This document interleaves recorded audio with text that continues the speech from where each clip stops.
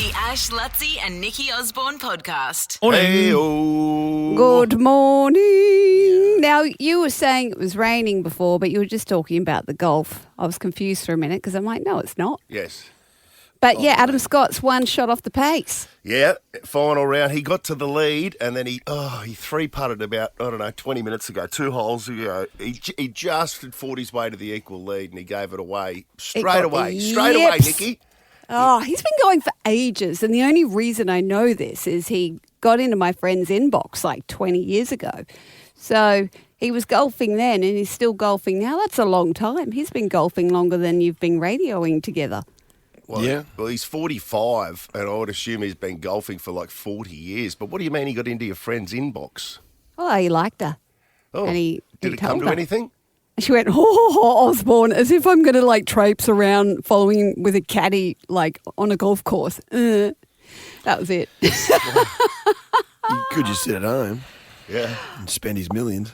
Yeah, that's true. Oh, Lutzi's joined the chat. How are you, Lutzi? How's the weekend? You went to the races, didn't you? You wore your fancy suit. Did you get hit on? Was everyone like, ooh, you're sharp? Everyone was saying, ooh, you're sharp. I wouldn't say they were hitting on me. You know, it wasn't nothing sexual.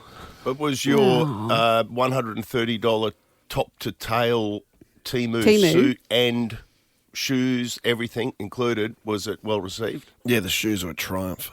Okay. The burgundy ones. Yeah. They're so flashy. Changey, coloury ones. No, it was great. Great day too.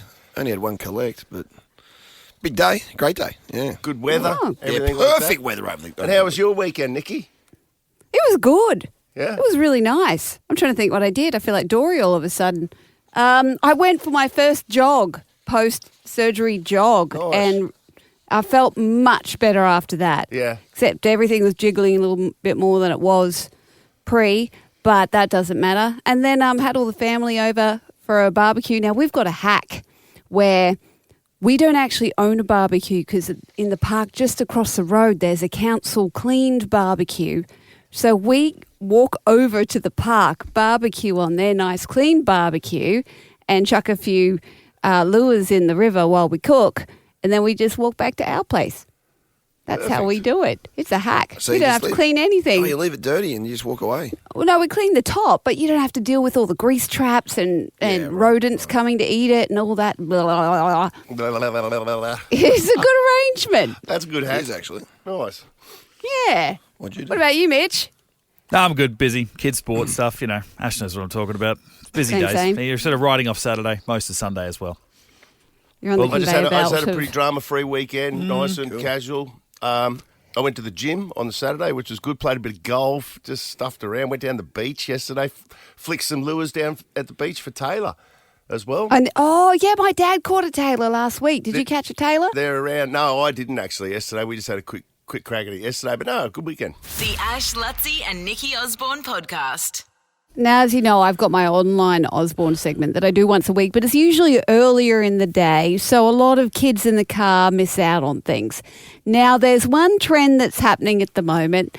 Oh, hang on. Are we doing it now? Is this an online Osborne? Well, this could be an impromptu. Yeah. I've gone rogue. Do we have the button? Yeah, go for it. Online Osborne. So this popped up in my feed last night, and I am a sucker for fart jokes, but this one just got me. Basically, the trend is... I'm a sucker. Sucker for fart jokes. It's like I'm sucking them up, isn't it? That doesn't sound right. No. Oh, yeah. That was No, the kids inference. in the car, they're going to love this. So this trend is when you feel like you're about to break wind, you video your partner and you say, guess my fart sound. So they have to quickly make a sound of what they think your fart's going to sound like, which happens just before your fart. And this is a compilation of some of the best, and people really do know their partner's ablutions. Here we go. Guess my fart. My fart. Chat, guess my fart. Guess my fart. See Ash's face. That's pretty impressive, actually. The last one was you know what? It makes me so grateful that we don't. Well, you don't have fart that in front of relationship. Sarah, do you? No, I don't have that type of. I don't have that type. If Jodie ever came up to me and goes, Guess my fart. Ash, guess my fart. It's over. There's no way Jodie would do that. In fairness to Jodie. Would you and Jeremy do that? Yeah, what? Have you got that type of thing? Could you guess? No, Would you? Do? I don't fart. I'm a unicorn. Oh no, But- We're talking about Jeremy, the filthy Jeremy, sloth. yeah. Like, Oh, Would you he be- does have a very distinct fart sound. So it's more like the last one. What's his like? The duck one. The last one in that No, complex. do it. Don't say the last one. You do it. This- Kind of like just Yeah, right. sneaks out like he's smuggling ducks. That's That's why that last one made me laugh so hard, because she knows he's got tight bum cheeks and a tight. Anyway, I apologise to all the parents right now, because I know that your kid is going to grab their phone, walk up to you and say, "Guess my fart" this afternoon. And I'd say there might be a bit of that going on in the schoolyard. Having said that, Yeah, maybe that's where it's Yeah. No, I'm ahead of everything. I'm ahead of the curve. Go I'm road, teaching. kids. Get the I'm teachers involved. influencing them. Oh yeah, do it. No, Mrs. don't do it. Spencer, Oi, miss. Mrs. Spencer, guess my fart. The Ash, Lutzi and Nikki Osborne podcast. Speaking of getting dressed up and having something to eat on Saturday night. Yes. Yes, What did you do? What's so funny about that? just getting dressed up and having something to eat. Like Yeah, well, you that's mean what- go out for dinner? Yeah, that's what we did. I thought it was a weird segue. Anyway, continue. Probably not my It was a strongest stretch, word, but still, I mean, yeah. Yeah, no, on Saturday I did something I hadn't done in, since the last time I did it, which was a few years ago. A couple Went of to years the ago. ballet. No. I went to the Langham Oh, yeah.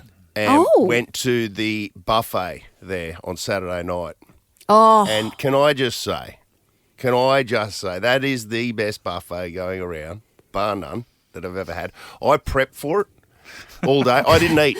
I did not eat anything on Saturday, and I went and did like a big gym session with Levi in the afternoon. And did you wear stretch pants? Uh, Joey Tribbiani stretch pants. Belt. He would have had a belt on, but no, I didn't have a belt. I can't Yeah, but remember. you what can it was. shuffle that below your belly. Yeah. Dudes are lucky; Oh, they can I'd shovel. do it. Like, But I walked in there so hungry, and then I paced myself early because I went. I'm not going. They had a steak. What do section. you do? Give us a run through. Just break it into categories. I mean, Well, gotta be careful with prawns because they fill you up really quick. Yeah, they're little, but they get you. I only had a couple of prawns. I started with the oysters. Yeah, and Yep. they had so beautiful natural oysters, but then they also had oysters Kilpatrick. oh yeah. Like a whole thing of them. It was just insane. So See, I see them as smokers' gollies. what's that? The oysters. Oysters. Yeah, they just don't do it for me. Yeah, they but look like gollies of someone who Kilpatrick, you can't even see it. Yeah, Kilpatrick is sort of- covered in bacon. Yeah, Yeah, bacon, and then it's like a barbecue and a bit of Worcestershire Yeah. sauce or something You're in pretty there. much just eating bacon, really. So I did the oysters first, like a mixture, between the Kilpatrick and the Natural. Yep, bit of lemon on top. Bit of lemon and a little bit of this balsamic Oh, yeah. vinaigrette thing that they Yeah, have, I'm- which was just, I'm hearing you. just insane. Then I did some sashimi. I went over to Oh, yeah. I went over to the Japanese section. I got some sashimi going with a bit of wasabi. And this that doesn't fill you up. Doesn't fill you up, and it feels healthy. Yeah. And then I went to the seafood, the sort of the hard hitting seafood, the bugs and the prawns. Yeah. Okay. And I had a couple of plates of the bugs and the prawns. Okay, the bugs are just unreal. We got a bit of cocktail sauce, this and that, everything else. And then So you got a steak still coming, so you got to be very careful. I know, And then there's the mousse and M&Ms at the end. He ain't thinking that yet. I went in hindsight. I probably went like one trip too many to the Seafood. bugs and the prawns, but they were so good. Yeah, they get you. That's what Yeah. I'm saying. Those prawns, they And sneak up on you. All the while I was looking over at the steak station, the meat station, and going, God, that's going to be good when I get to that. Yeah. Am I ready for it yet? And I went. I did, Did one. they have it carved like in Yeah. thick sort of slabs? Yep, and then they got all beautiful condiments, and then they got all the veggies and all this type of stuff. And I was just Potatoes. Yeah, and Levi went for the steak and that early, and I was like, "Oh, is it good?" And he's like, "Oh, yeah, It's good because it's broiled. See, it's got that smoky sort of fire. It's just got that taste. Slow cook sort of deal. Did you go for the spud? You can't fit a spud in if you've done all the priors with your steak. Spuds and bread are dangerous. Yeah, Yeah. I don't think I had any bread. For the whole that's Oh, thing. you can't. I don't think I had any bread. In That's fact, how That's a Sizzler. there's no rookie way error. I had any bread. That's for the how whole of it. Sizzler used to get you. Exactly. They never Oh, fooled me. cheesy bread. Yeah, but it was delicious. That cheese toast never got me from Sizzler either. Yeah, Oh, right. they're loaded wedges. They're spicy, like potato skins. Yeah. Where's They're Delicious, best. but they can fill you Yeah. up quick. Yeah. No, but that was all what I was about. That and the dessert and the M&Ms and the little mini marshmallows. But continue, Ash. Then eventually I went for the steak. I smashed the steak. I did. I smashed the steak. The Portuguese chicken, Mitch. I gave that a nudge, and there was something else at the end. Are there any other animals that have pork. escaped you? They had Don't pork. they have Oh, no, you got the They pig had too. Another one. Mitch, they had the greatest pork with like crispy. It would crunch when you ate it. It was absolutely delicious. Did the lamb escape you? Is there any farm animal that... I don't think I had any lamb. But can Oh, I there tell we you? go. Can I tell you what I finished off with? Like before I went to the desserts. You still had room, okay. What did you Aside from Guess My Fart with Jodie. I finished off with they had in the Asian section. They had like an amazing fried rice, like with prawns and everything in it. It was like incredible. And I knew, I was going, that looks delicious, but I'm not going to touch that tonight. That's what I was saying at the start. And by the end, I'm like, well, what difference does it make now? You may as well just go to town. And it was a sweet and sour chicken. Oh, nice. Like so I got the fried rice, then I put the battered chicken on, and then you applied your own sweet and sour sauce. And as I was eating, I was going, this is delicious, but this is outrageous. This is outrageous. You had 5 meals by this point. Really? And I genuinely hadn't eaten all day, but I reckon I ate more in that one sitting than I would normally eat in three days. The Ash, Lutzi and Nikki Osborne podcast. Then we caught the house on fire. They don't shake hands anymore, so when everyone was down, I went down to introduce myself, stuck my fist out, and I was telling everyone to fist me. Dumbass Anonymous. Well, all right. I will volunteer someone as a dumbass because, Ash, you know at the boat ramp the pressures that can face you on a busy fishing day. Everyone's watching you. Yeah. You've got to get the boat in the water as quickly as possible and hot foot out of there so the next one can get in. And that pressure... That's genuine pressure, by the way. That is just like it's time to execute under pressure here. Forget what's going on at the Gulf at the moment. Going to the boat ramp, like when it's busy, is as much pressure as you will get as a Actually, human being. this could be a new Olympic sport. Yes. It's like Aldi shopping bag packing. That's another one where there's a lot of pressure to pack fast. But my dad took my niece and her boyfriend Taylor out without me fishing. Now, I've been the one who's been master and commander of the boat for several years now. But he didn't have me today. Well, not today, the other day. And he's gone and he's reversed the boat in and then put the car away and then realised as he's got on board, starting to sink on one side quite rapidly. And everyone else is watching this happen. Now, what is the critical error, Ashley, that you think has happened? Well, you've already told me this, but Is it the bung? Even you got it right, Yeah. Lutzi. That's right, he left 2 bungs out. And to anyone who doesn't know what that means, it's basically... Just a hole. Yes, it's... he left the hole in the boat. The plug hole. Yeah. They haven't put the plug in and the water's gone into the boat. Yeah. And that happened in front of quite a lot of people and he looked like a dumbass. Yeah. And is it can you fix that? Like can you plug it whilst the boat's sinking? No, or what do you do? got to get the boat back out again. So he had to do the walk of shame back up to the truck. People had to get out of the way while he reversed the trailer back down, got it up, put the bung in after letting the water come out, and then reverse out again. And then the engine wouldn't start. Oh, no. It was just a calamity of errors. There's no one you can blame. He's just a dumbass. He didn't think of it. And my mum knew it. Mum has premonitions. Whenever there's boating happening, she kind of always knows what's going to go wrong. She chased them out down the driveway and said, "Don't forget to put the bung in." So, yes, Mum's been gloating as well. Anyway, all's well that ends well, but that is my dumbass story. Nice. Yeah. I'm sure you did something stupid at the races, Lutzy. No, nothing to report on the weekend. Any Really? dumbassery from you? That's disappointing. Mitch, did you do anything dumb?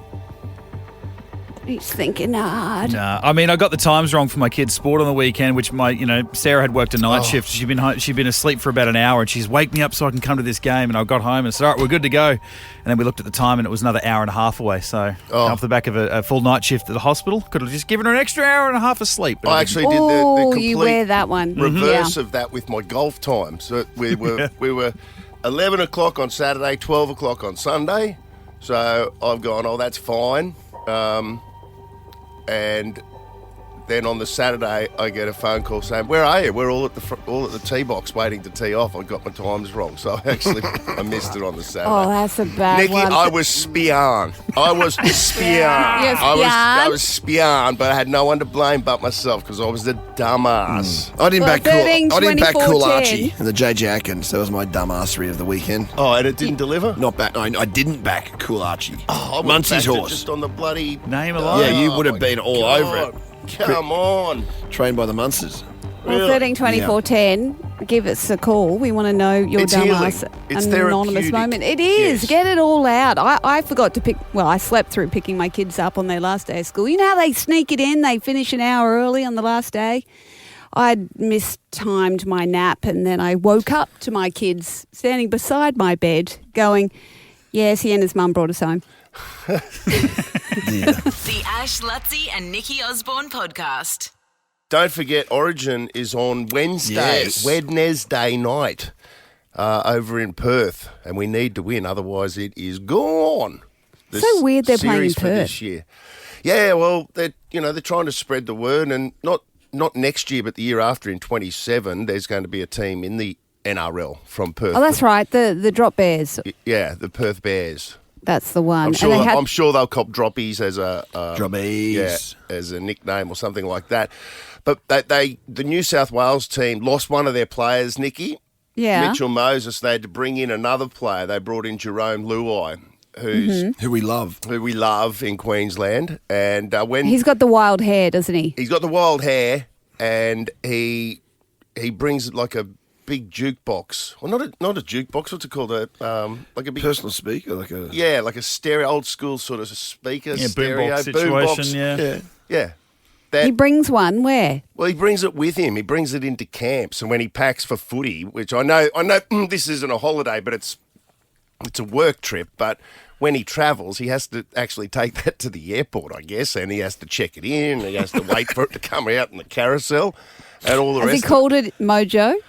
I don't know what name he's got for it. I haven't delved into it that much, but it's just a bit. It's a bit like just him doing that. It's like presumably he's not like getting it in camp and then going, oh mate, you can play your music on it. Presumably he's playing his own music on it. So he's just playing Enya. He's presuming that everyone listens to what Jerome Luai sounds like. Well, you would, because he'd be on top of it. Like he'd know what the cool thing to listen to. It's my Bluetooth connected to it. Yeah. And I can't imagine that everyone wants to hear what Jerome Luai listens to. I can only imagine. I don't know. I'm usually quite grateful when someone brings music to, like, if you do beach volleyball, for example. Yeah. You need a vibe. Otherwise, it's just like, Yeah, but agreed. I kind of get where Lutzy's coming from. It's like there are a thing that we're all wearing headphones at the moment. If we wanted to listen to our own particular style of music, we could choose to, and we'd all be quite content. But when you bring a big boom box, you say, no, everybody will enjoy this.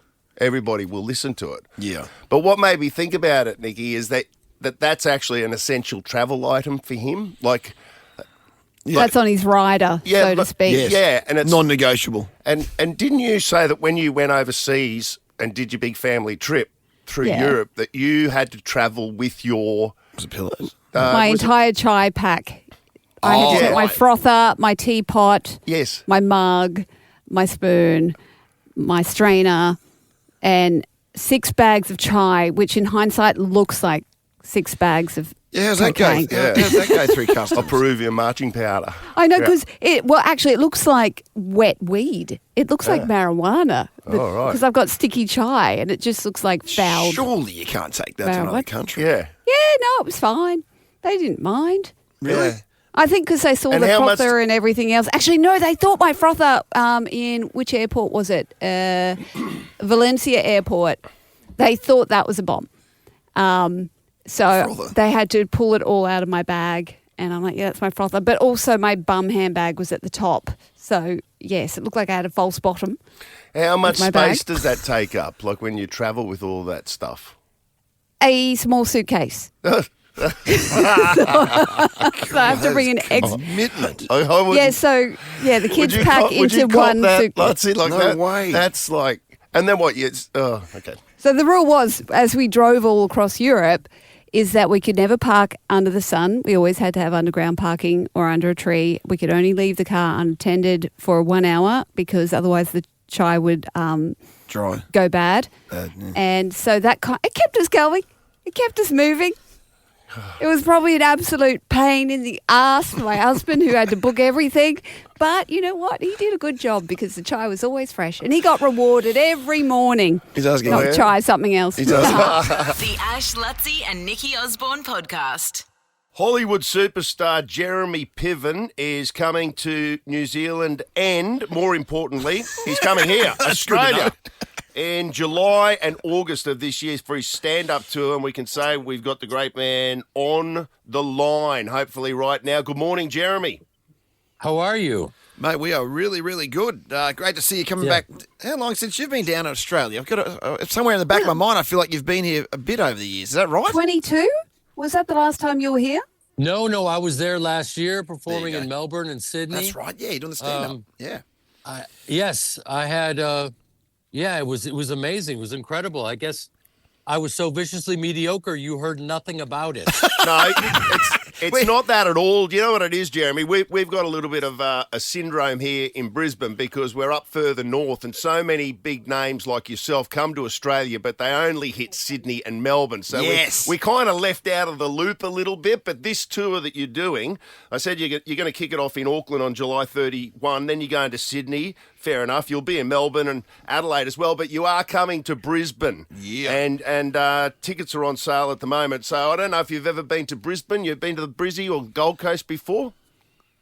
I've been to the Gold Coast. I was shooting Primitive War, which comes out in August. And Luke Sparks, who is an Australian brilliant filmmaker who did Rainfall for Netflix and whatnot. And so we were shooting that movie there.